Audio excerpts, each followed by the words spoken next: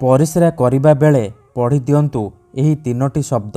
Guarantee ଦେଉଛି ସେ ନାରୀ 10 ମିନିଟ୍ରେ ତୁମ ପାଖକୁ ଆସିବ, ଯାହା ଚାହିଁବେ ତାହା କରିବ।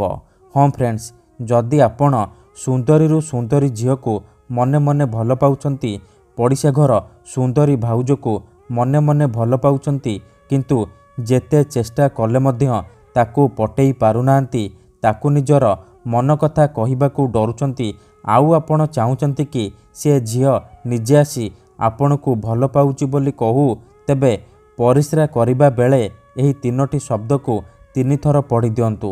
ଗ୍ୟାରେଣ୍ଟି ଦେଉଛି ସେ ଝିଅ 10 ମିନିଟ୍ରେ ପଟିବ। ପଡ଼ିଶା ଘର ସୁନ୍ଦରୀ ଭାଉଜ ଯାହା ଚାହିଁବେ ତାହା କରିବ। ରାତି ଦିନ ଘରକୁ ଡାକିବ, ଆପଣଙ୍କର ସବୁ ଇଚ୍ଛା ପୂରଣ କରିବ। ହଁ ଫ୍ରେଣ୍ଡସ୍, ଆପଣ ସମସ୍ତଙ୍କର ଇଚ୍ଛା ଥିବ ସୁନ୍ଦରୀରୁ ସୁନ୍ଦରୀ ଝିଅକୁ ପଟେଇବା ପାଇଁ, ବିବାହିତା ମହିଳାକୁ ପଟେଇବା ପାଇଁ, ତାଠାରୁ ନିଜର ମନ ମୁତାବକ କାମ ହାସଲ କରିବା ପାଇଁ, କିନ୍ତୁ ଇଏ ଏତେ ସହଜ ନୁହେଁ। ଏଥିପାଇଁ ଆମର ତନ୍ତ୍ରଶାସ୍ତ୍ରରୁ ମୁଁ ଆଜି ଆପଣଙ୍କ ପାଇଁ ଏମିତି ଏକ ସହଜ ଘରୋଇ ବଶୀକରଣ ନେଇ ଆସିଛି, ଯାହାକୁ ଆପଣ କରିଦେଲେ ନିଜ ପସନ୍ଦର ଝିଅକୁ ପଟେଇ ପାରିବେ, ପଡ଼ିଶା ଘର ସୁନ୍ଦରୀ ଭାଉଜକୁ ପଟେଇ ପାରିବେ, ତାଠାରୁ କିଛି ବି କାମ ହାସଲ କରିପାରିବେ।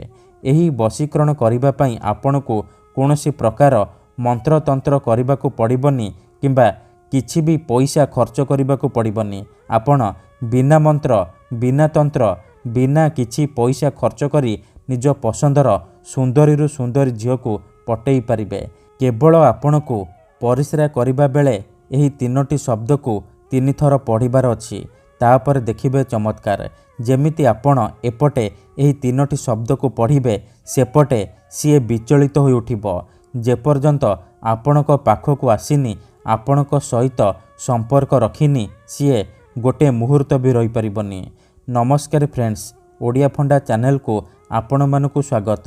ଆଜିର ଏହି ବଶୀକରଣ ପ୍ରଚଣ୍ଡ ମହାଶକ୍ତିଶାଳୀ ବଶୀକରଣ। ଏହାର ପ୍ରୟୋଗ କେବେ ବି ଖାଲି ଯାଏନି। ତେଣୁ ମୋର ଆପଣମାନଙ୍କୁ ଅନୁରୋଧ କି ଏହାକୁ ଆପଣ ଭାବିଚିନ୍ତି ପ୍ରୟୋଗ କରିବେ। ମନରେ କୌଣସି ଖରାପ ଉଦ୍ଦେଶ୍ୟ କିମ୍ବା କୌଣସି ଖରାପ କାମ ପାଇଁ ଆପଣ ଏହି ବଶୀକରଣ ବିଧିକୁ ପ୍ରୟୋଗ କରିବେନି।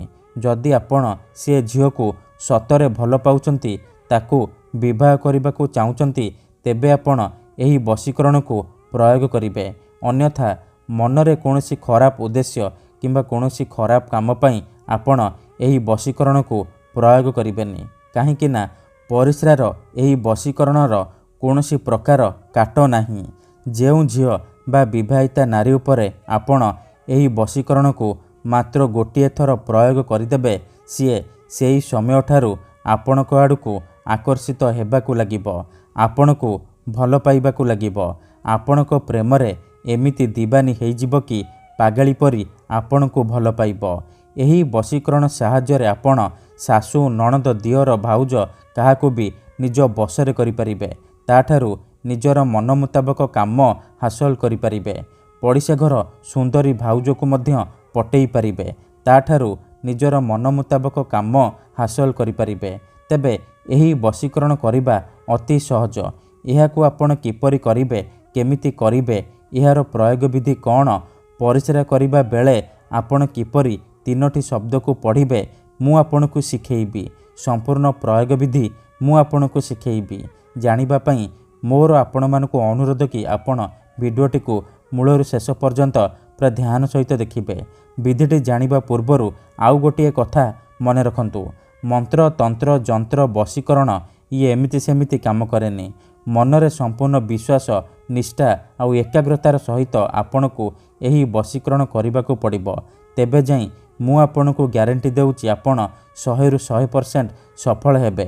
ଭିଡ଼ିଓଟିକୁ ପୁରା ଧ୍ୟାନ ସହିତ ଶେଷ ପର୍ଯ୍ୟନ୍ତ ଦେଖନ୍ତୁ, ପ୍ରୟୋଗ ବିଧିକୁ ଠିକ୍ ଭାବରେ ଶିଖନ୍ତୁ, ତାପରେ ଆପଣ ଏହି ବଶୀକରଣ କରିବା ପାଇଁ ଯିବେ। ଅଧାରୁ ଛାଡ଼ିକି ପଳେଇଲେ କିମ୍ବା କାଟି କାଟି ଦେଖିଲେ ଆପଣ କିଛି ବି ବୁଝିପାରିବେନି। ପରେ ଆପଣ କମେଣ୍ଟ କରିବେ, ଗୁରୁଜୀ ଆପଣଙ୍କର ବଶୀକରଣ କାମ କରୁନି। ଦେଖନ୍ତୁ, ଯେଉଁପରି ଆପଣ ଭଗବାନଙ୍କୁ ମାନୁଛନ୍ତି, ଭଗବାନଙ୍କ ଉପରେ ବିଶ୍ୱାସ ରଖିଛନ୍ତି, ନିଜର ସବୁ ଦୁଃଖ, କଷ୍ଟ, ଅସୁବିଧା ଭଗବାନଙ୍କୁ ଜଣାଉଛନ୍ତି, ଯଦି ସେ ଅସୁବିଧାର ସମାଧାନ ନ ହେଲା, ତାର ମାନେ ନୁହେଁ କି ଭଗବାନ ନାହାନ୍ତି। ସେହିପରି ତନ୍ତ୍ର ମନ୍ତ୍ର ହୁଏ, ବଶୀକରଣ କାମ କରେ, କିନ୍ତୁ ଏହାକୁ ଆପଣଙ୍କୁ ସିଦ୍ଧ କରିବାକୁ ପଡ଼ିବ। ପ୍ରୟୋଗ ବିଧିକୁ ଠିକ୍ ଭାବରେ କରିବାକୁ ପଡ଼ିବ। ମୁଁ ଆପଣଙ୍କୁ ଯେମିତି ଶିଖେଇବି ଆପଣଙ୍କୁ ଠିକ୍ ସେହିପରି କରିବାକୁ ପଡ଼ିବ। ତେବେ ଯାଇ ମୁଁ ଆପଣଙ୍କୁ ଗ୍ୟାରେଣ୍ଟି ଦେଉଛି ଆପଣ ଯାହାକୁ ଚାହିଁବେ ତାକୁ ନିଜ ବଶରେ କରିପାରିବେ, ନିଜର ଗୁଲାମ କରିପାରିବେ, ନିଜ ପ୍ରେମରେ ଦିବାନୀ କରିପାରିବେ। ତେବେ ଏହି ବଶୀକରଣ ବିଧି ଆପଣ କିପରି କରିବେ ଚାଲନ୍ତୁ ଜାଣିବା। ମନେ ରଖନ୍ତୁ, ଏହି ବଶୀକରଣ ବିଧିକୁ ଆପଣ କେବଳ ଶନିବାର ଦିନ କରିବେ। ସୂର୍ଯ୍ୟ ଅସ୍ତ ପରେ ରାତି ସମୟରେ କରିବେ। ବିଧିଟି କରିବା ପୂର୍ବରୁ ଭଲ ଭାବରେ ହାତ ଗୋଡ଼ ମୁହଁ ଧୋଇକି ସଫା ବସ୍ତ୍ର ପିନ୍ଧିକି ଆପଣ ଏହି ବଶୀକରଣକୁ ଆରମ୍ଭ କରିବେ। ପ୍ରଥମେ ଆପଣ କ'ଣ କରିବେ, ଖଣ୍ଡେ ସାଧା କାଗଜ ଆଣିବେ, କଳା ରଙ୍ଗର କଲମ ଆଣିବେ। ତାପରେ ସେହି କାଗଜରେ ସେଇ ଝିଅ ବା ସ୍ତ୍ରୀର ନାମ ଲେଖିବେ ଯାହାକୁ ଆପଣ ନିଜ ବଶରେ କରିବାକୁ ଚାହୁଁଛନ୍ତି। ଆଉ ତା ତଳେ ଆପଣ ସେଇ 3ଟି ଶବ୍ଦ ଲେଖିବେ, ତ୍ରିମ୍ ତ୍ରିମ୍ ତ୍ରିମ୍। ଏହି 3ଟି ଶବ୍ଦକୁ ଲେଖିବେ। 3ଟି ଶବ୍ଦ ଲେଖିସାରିବା ପରେ ସେ କାଗଜକୁ ନେଇକି ଘର ବାହାରେ କୌଣସି ଏକ ସୁନସାନ ଜାଗାକୁ ଯିବେ, ଯେଉଁଠାରେ ଆପଣଙ୍କୁ କେହି ଦେଖିବେନି କିମ୍ବା ଅଧାରୁ ଡାକିବେନି। ତାପରେ ସେ କାଗଜକୁ ତଳେ ମାଟି ଉପରେ ରଖିବେ ଆଉ ଆଖି ବନ୍ଦ କରିକି ସେଇ ଝିଅ ବା ନାରୀକୁ ମନେ ମନେ ଭାବିବେ। ତାର ମୁହଁକୁ ନିଜ ମନରେ ଭାବିବେ। ଭାବି ସାରିବା ପରେ ଆପଣ ସେ କାଗଜ ଉପରେ ପରିସ୍ରା କରିଦେବେ। ପରିସ୍ରା କରିବା ସମୟରେ ଆପଣ ତ୍ରିମ୍ ତ୍ରିମ୍ ତ୍ରିମ୍, ତ୍ରିମ୍ ତ୍ରିମ୍ ତ୍ରିମ୍, ତ୍ରିମ୍ ତ୍ରିମ୍ ତ୍ରିମ୍ ଏହିପରି ଏହି 3ଟି ଶବ୍ଦକୁ 3 ଥର ପଢ଼ିଦେବେ।